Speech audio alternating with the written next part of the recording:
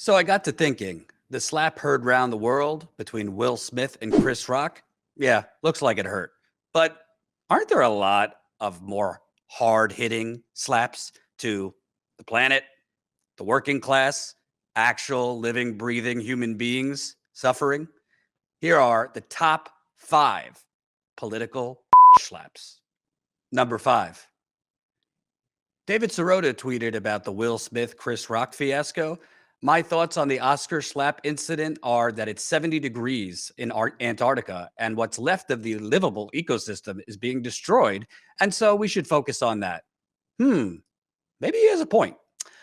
This is from CNN. Scientists were shocked this month when a research station in Antarctica reported extraordinarily warm weather. The temperature at Concordia Research Station atop Dome C on the Antarctic Plateau, typically known as the coldest place on Earth, surged to an astounding 11.3 degrees Fahrenheit on March 18th. The normal high temperature for the day is around minus 56 Fahrenheit, which puts the March 18th reading at close to 70 degrees Fahrenheit, warmer than normal. If the World Meteorological Organization actually tracked this particular metric, scientists say it would likely set a world record.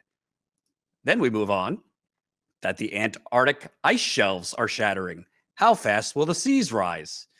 All scientist Erin Petty could see when she looked at the satellite photos of the ice shelf in front of the Thwaites Glacier in West Antarctica was the giant crack that stretched across most of the image. Is the heat wave not enough for you in Antarctica?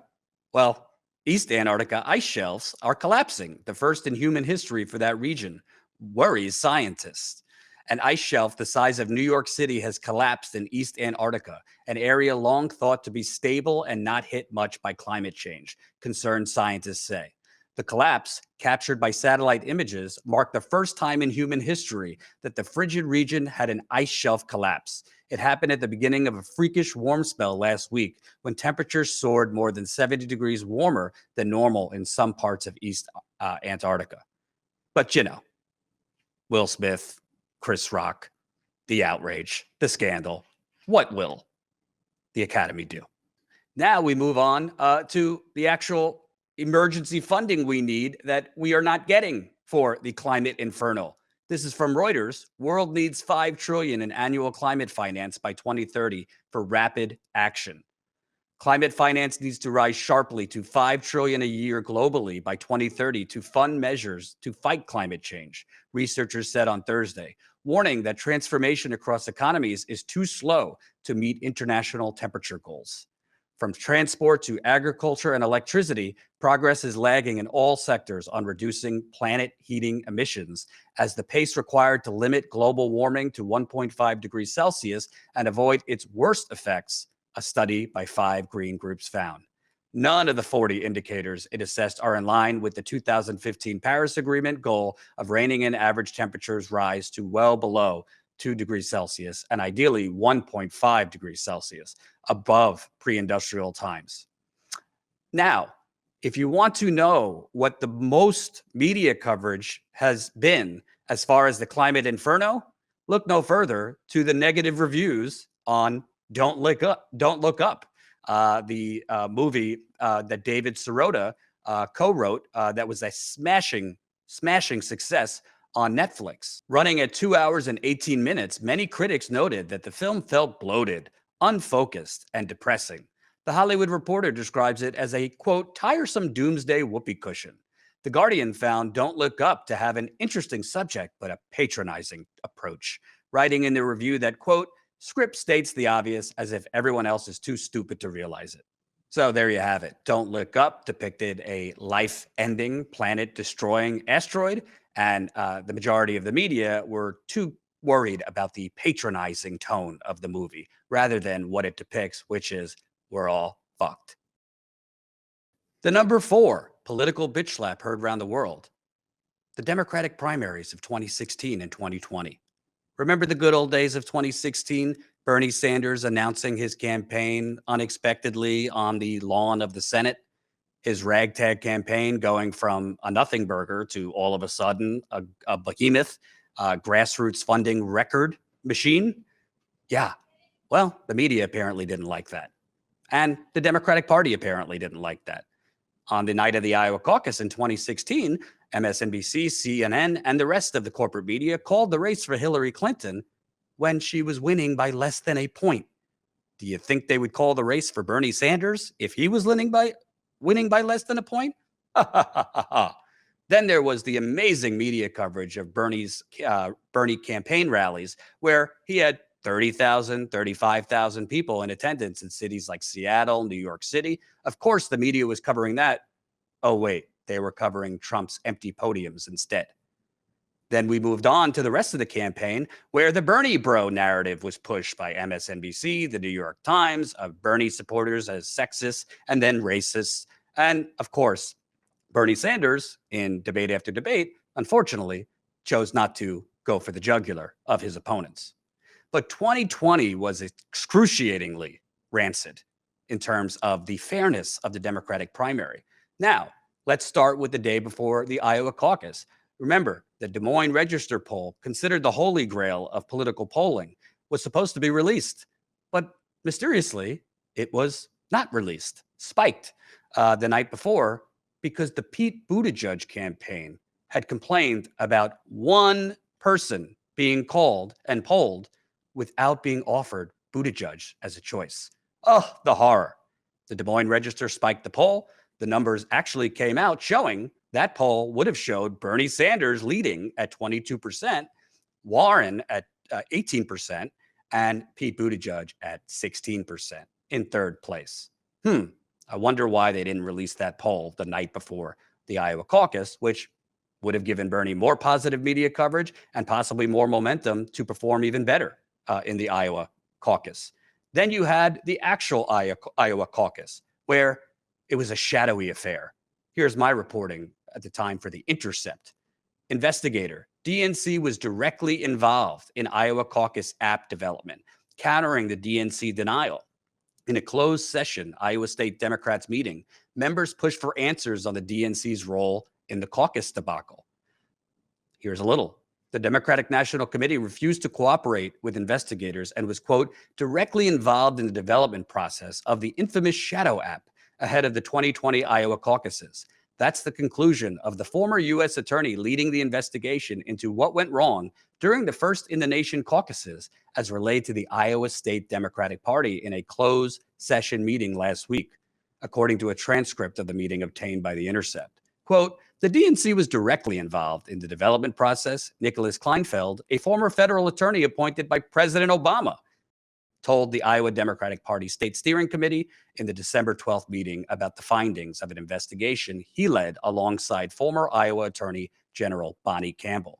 Kleinfeld's revelation about the committee's involvement counters the DNC's claim it made immediately after the Iowa caucuses. Back then, the DNC claimed it had absolutely no involvement in the development or coding of the Shadow app, which was supposed to record and report caucus results. When third district state party member Kim Callahan asked investigators to expand in the DNC's involvement, they failed to elaborate, simply confirming that the DNC wouldn't cooperate with this investigation. Interesting. So let's put it in a row for you. The Des Moines Register poll with Bernie leading is spiked. Then on the night of the Iowa caucus, there is an app malfunction where they can't report the results. Meanwhile, Pete Buttigieg goes out claiming he's the winner of the Iowa caucus without any numbers released. Of course, Bernie's campaign doesn't fight back and just move on saying they won. But the media narrative led to Pete Buttigieg getting 5-6 days of media coverage as the winner of the Iowa caucus, helping him go up in the New Hampshire primary by 7 to 10 points. When Bernie won by a point in New Hampshire, the media declared Bernie lost because it was so close. But then we move on to Nevada, where the true media guillotine started coming for Bernie. Bernie crushed the competition in Nevada, beating second place pragmatic choice Joe Biden by 27 points. What was the media's response? Let's listen to Chris Matthews comparing Bernie's victory and soon-to-be clinching of the Democratic nomination to the Nazis invading Paris. Bernie, on the other hand, did his job. He got more than a majority of that 67%. That is the name of the game. It is pretty much over unless that changes. I was reading last night, Brian, I know you're a history guy too. I'm reading last night about the fall of France in the summer of 1940. And the general, Renault, calls up Churchill and says, it's over. And Churchill said, how can it be? You got the greatest army in Europe. How can it be over? He said, it's over. So I had that suppressed feeling. And the media crushed him as a communist sympathizer. That was the coverage leading into the South Carolina primary, where Joe Biden expectedly crushed the competition. But after the South Carolina primary, oh boy, it was like a pep rally for Joe Biden. As CNN, MSNBC, the New York Times, the Washington Post aired nonstop coverage for the several days between South Carolina and Super Tuesday, basically anointing Joe Biden the comeback kid. CNN called it an earned media tsunami for Joe Biden. And estimates said that he got nearly $70 to $100 million in free media in just those days between South Carolina and Super Tuesday. We all know what happened on Super Tuesday, where Joe Biden, on riding the waves of a media love fest and the comeback kid narrative, won states he didn't even campaign in.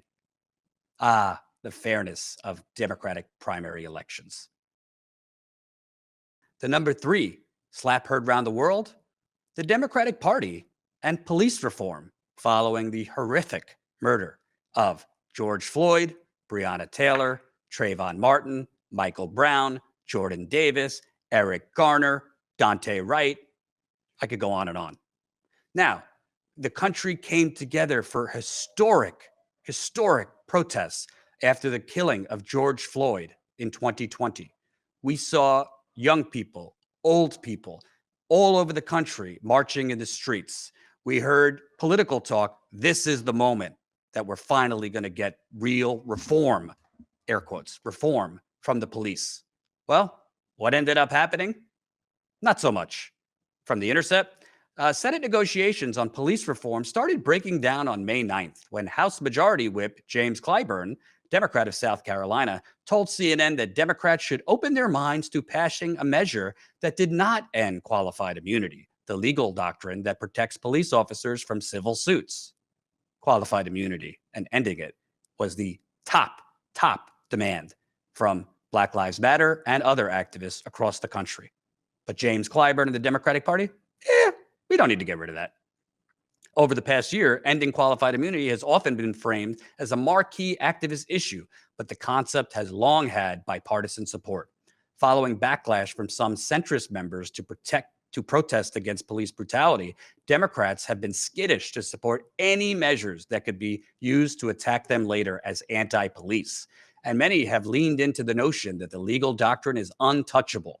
The likelihood that a measure to end or even limit the scope of qualified immunity will advance to the final package is growing smaller by the day, as former Congressional Black Caucus Chair Karen Bass of California and Cory Booker of New Jersey try to hammer out a deal with Senator Tim Scott of South Carolina. But as Scott Roberts, Senior Director of Criminal Justice Campaigns at Color of Change, the pageantry was, quote, troubling. He told The Intercept that, quote, it feels like an effort to make the Justice and Policing Act the end-all be-all. After a jury convicted Chauvin of murder last month, that's Derek Chauvin, who killed George Floyd, congressional staffers told Axios there was a sense of relief in the Capitol that Chauvin's conviction alleviated pressure to pass a police reform package.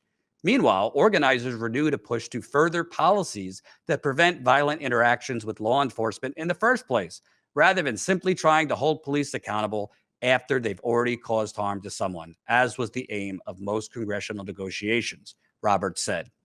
In a statement, Congresswoman Bonnie Watson-Coleman said that keeping qualified immunity would be an insult to protesters and voters who helped elect Biden. Quote, despite protests, demands, and elections, unarmed Black people continue to die at the hands of the police, while qualified immunity continues to shield police from accountability and the culture of excessive force by the hands of law enforcement against Black and brown bodies persists, she said, adding that the removal of the provision, quote, would be an affront to those who marched and those who voted for change, effectively placing a Band-Aid a bandage over a gaping wound. But they didn't stop at qualified immunity and keeping that. JPA policies that may not make it into a Senate bill include making it easier to federally prosecute officers who violate someone's civil rights and any meaningful cuts to federal law enforcement budgets. The latter piece was central to the failed BREATHE Act. But several measures that are unlikely to have much impact on policing have a stronger chance of approval from Senate negotiators. These include mitigation efforts that are already in place in many cities, like implicit bias training, bans on chokeholds, and body cameras.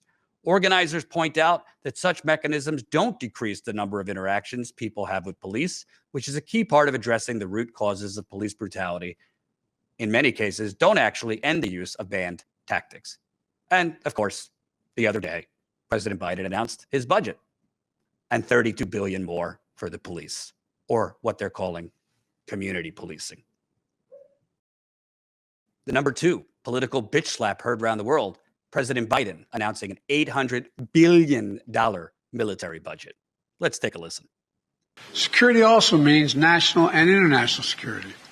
This budget provides the resources we need to keep Americans safe, ensuring that our military remains the best prepared, best trained, best equipped military in the world. This budget also provides additional funding to forcefully respond to Putin's aggression against Ukraine and its economic, humanitarian, and security consequences. The world has changed. In addition to dealing with terrorist organizations, for the second quarter of the 21st century, we're once again facing increased competition from other nation states, China and Russia, which are going to require investments to make things like space and cyber and other advanced capabilities, including hypersonics. And this will be among the largest investments in our national security in history. Some people don't like the increase, but we're in a different world today. America is more prosperous, more successful, and more just when it is more secure.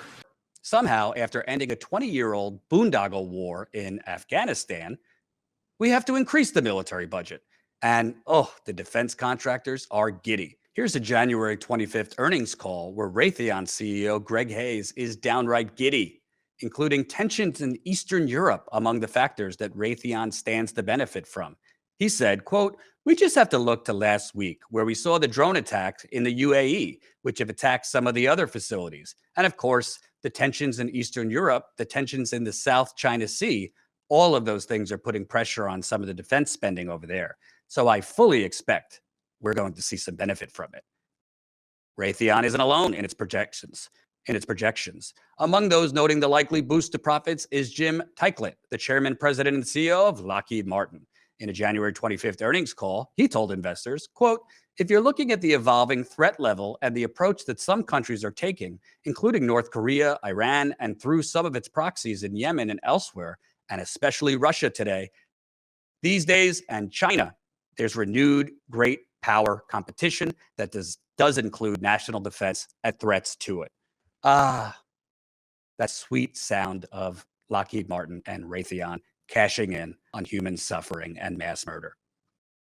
By the way, if you were unaware, this is from 2012. It's still around the same number. Huffington Post says it would cost about $20 billion for the government to effectively eliminate homelessness in the United States, a housing and urban development official told the New York Times on Monday.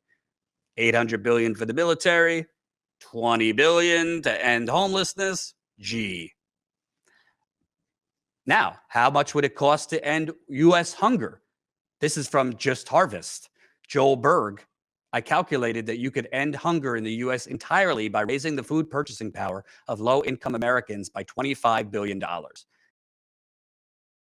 If we could do it all through wage increases, that would be great. Although most hungry people in America are children, senior citizens, and people with disabilities. So you would probably need a combination of increased wages and improved safety net programs, like the civilized world that doesn't have this level of hunger has." Oh, you say, that's crazy. $25 billion? That's so much money. That is about a third of the money Bill Gates has in the bank.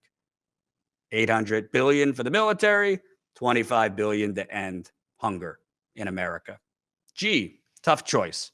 Apparently it is for Joe Biden, the Democratic Party, and of course, the Republican neocons.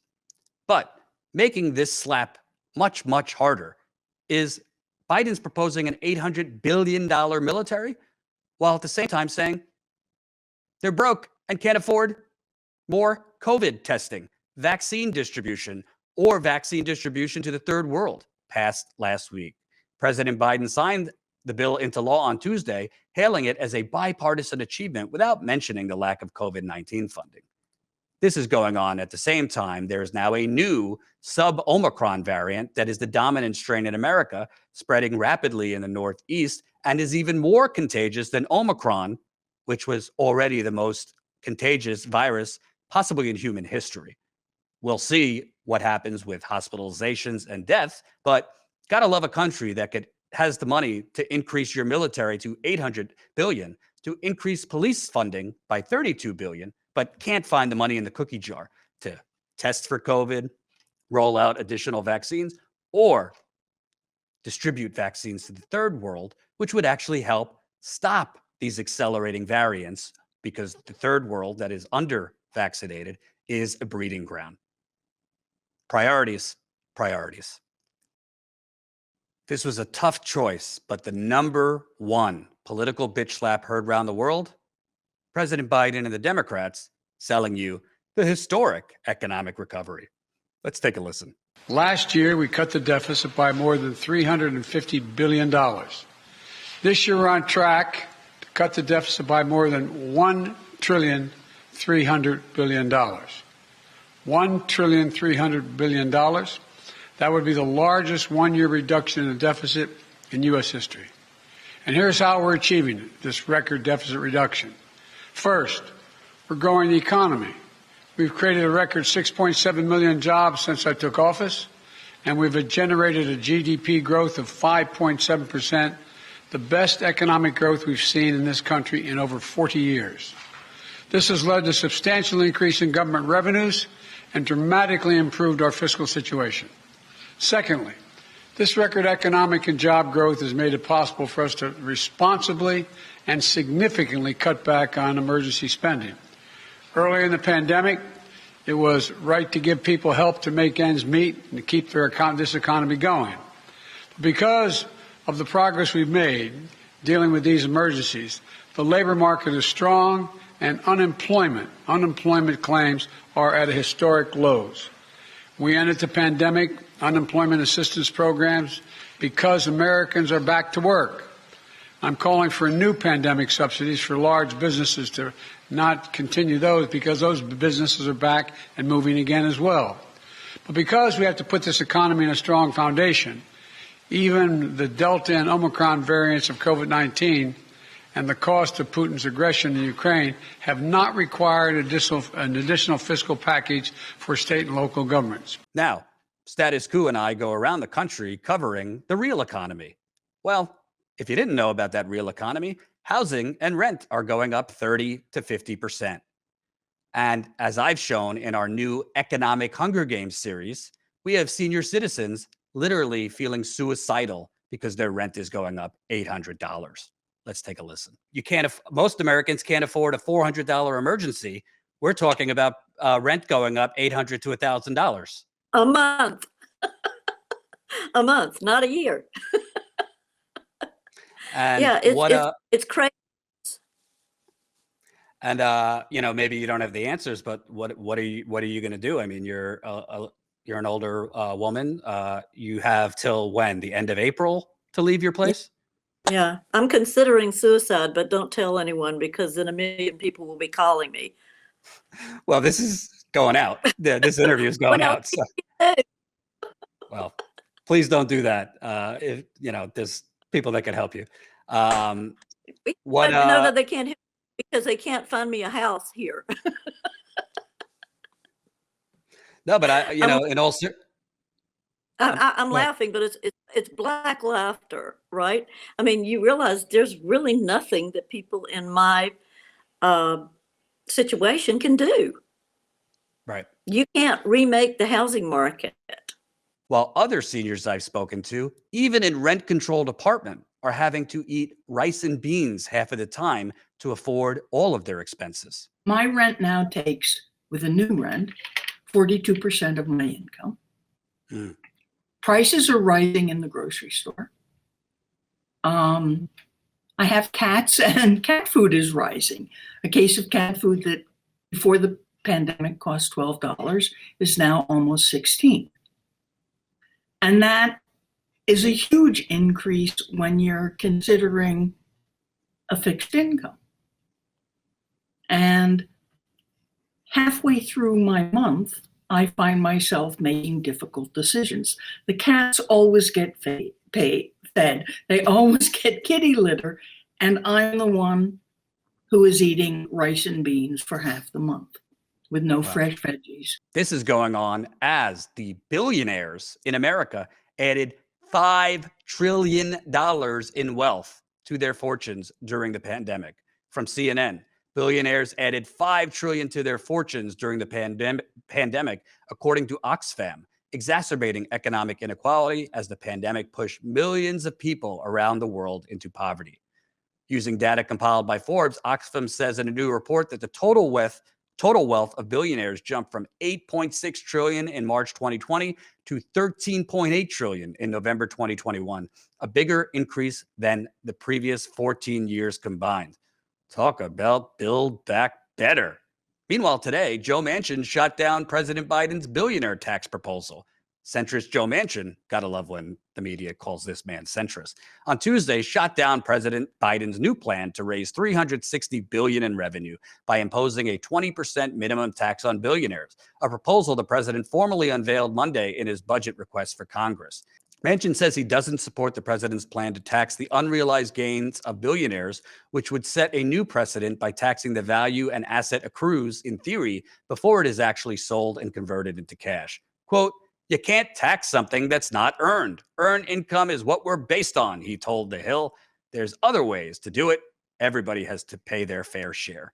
You gotta love the man who's raked in nearly $5 million from a coal company while serving as a senator, talking about everyone's fair share. This is happening in the wealthiest country on earth as an unprecedented number of people are now finding themselves homeless. But in Biden's historic economic recovery, there's good suggestions coming from the corporate media. As Bloomberg Opinion tweeted out, inflation stings the most if you earn less than $300,000. Here's how to deal. Take the bus. Don't buy in bulk. Try lentils instead of meat. Nobody said this would be fun. Such great advice. Who needs therapy? Meanwhile, teachers who are notoriously underpaid are now getting a boost from Airbnb, who is partnering with the teachers' unions so that teachers could share their homes for extra income. Meanwhile, during this historic economic recovery, where people are facing 30 to 50% rent and housing increases, homelessness is exploding, food prices, gas through the roof, economic relief during a still active pandemic gone, you have Republican Senator Rick Scott saying the poor are not paying enough in taxes. Let's take a listen. But here's what's not fair. We have hardworking Americans. They're paying all these taxes. Our retirees pay them. Who's not? We've got some billionaires not paying it. And we've got people that want free government stuff, and they don't want to have any skin in the game. I mean, that's not fair. If people pay like even $100 in taxes a year, $10, or at least you know that's what it is, paying taxes, right. And you don't want people to get bankrupt, obviously. Maybe the realities of this historic economy are why a disgraced former president is literally leading the current president, Biden, and Vice President Harris in 2024 polling. There you have it. Will Smith slapped the shit out of Chris Rock, but I got to tell you, this shit feels a lot harsher. Thanks for watching, and make sure to tune in to Status Coup's daily live stream Monday through Thursday at 5 o'clock Eastern Time and Fridays at 4 o'clock Eastern Time.